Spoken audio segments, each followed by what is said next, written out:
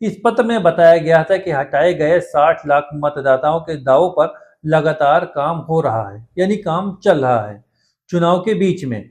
हम आपको फिर याद दिला दें कि पश्चिम बंगाल में चुनाव प्रक्रिया शुरू हुए एक हफ्ता बीत चुका है। सुप्रीम कोर्ट ने यह भी कहा है कि मालदा जिले में लगभग 8 लाख दावों को निपटारा किया जा चुका है।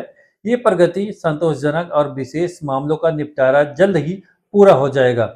आपको याद दिला दें कि मालदा वही जगह है जहां एसआईआर के नाम काटे जाने के विरोध में जनता ने प्रदर्शन के दौरान जजों को घेर लिया था।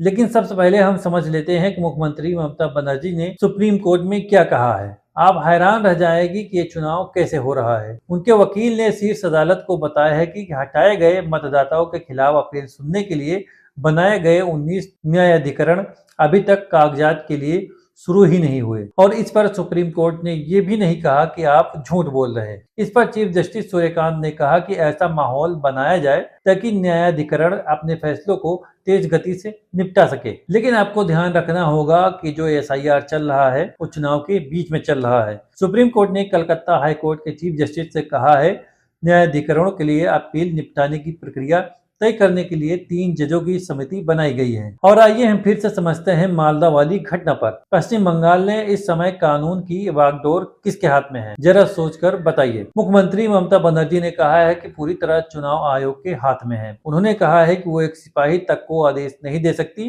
तो फिर मालदा की घटना के लिए मूल रूप से जिम्मेदार कौन है? साफ तौर पर कहा जा सकता है कि चुनाव आयोग। लेकिन सुप्रीम कोर्ट चुनाव आयोग को कटघरे में खड़ा करने से लगातार हिचकिचाता दिखाई देता है। सवाल यह है कि चुनाव आयोग की जिम्मेदारी तय किए बिना इस घटना की जांच मुकम्मल तरीके से हो सकती है क्या? इस खबर में बस इतना ही। ये वीडियो देखने के लिए आपका बहुत बहुत शुक्रिया।